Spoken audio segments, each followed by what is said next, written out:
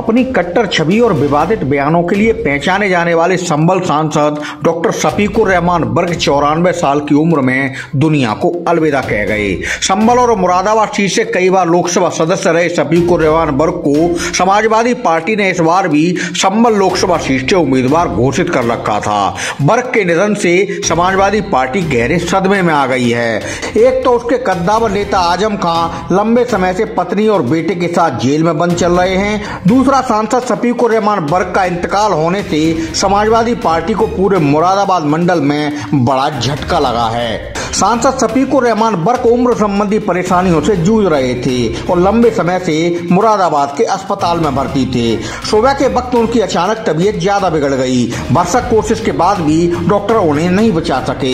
कई बार विधायक और कई बार सांसद रह चुके डॉक्टर शफीकुर रहमान बर्क 2019 में संभल सीट से समाजवादी पार्टी की टिकट पर चुने गए थे।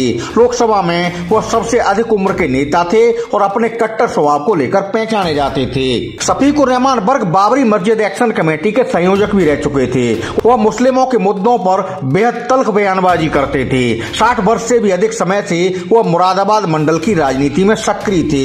1967 में संभल विधानसभा क्षेत्र से उन्होंने पहला विधानसभा चुनाव लड़ा था, मगर हार का सामना करना पड़ा था।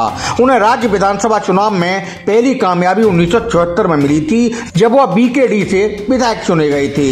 इसके बाद 1977 में जनता पार्टी, 1985 में लोकदल और 1989 में जनता दल से विधायक बने। मुलायम सिंह यादव सरकार में वह होमगार्ड विभाग के मंत्री रह चुके थे। शफीकुर रहमान बर्क ने संसद में 1996 में कदम रखा था, जब वह जनता दल के टिकट पर मुरादाबाद लोकसभा क्षेत्र से सांसद चुने गए थे। इसके बाद वर्ष 1998 और 2004 में मुरादाबाद संसदीय सीट से सपा की टिकट पर उन्होंने जीत दर्ज की थी। 2009 में वह संभल लोकसभा क्षेत्र से बसपा के टिकट पर लड़े थे और चौथी बार चुनकर संसद में पहुंचे थे। वर्ष 2014 का लोकसभा चुनाव उन्होंने सपा से लड़ा था, मगर भाजपा उम्मीदवार से मुकाबले में शिकस्त खा बैठे थे। वर्ष 2019 में सपा बसपा रालोद के गठबंधन से वह चुनाव फिर से जीते और 5वीं बार सांसद चुने गए। संभल से बर्क को उम्मीदवार घोषित कर चुकी समाजवादी पार्टी के सामने अब इस सीट पर नए प्रत्याशी की खोज करना बड़ी चुनौती होगी। शफीकुर रहमान बर्क जैसा कद्दावर चेहरा मौजूदा वक्त में समाजवादी पार्टी के पास दूसरा नहीं था।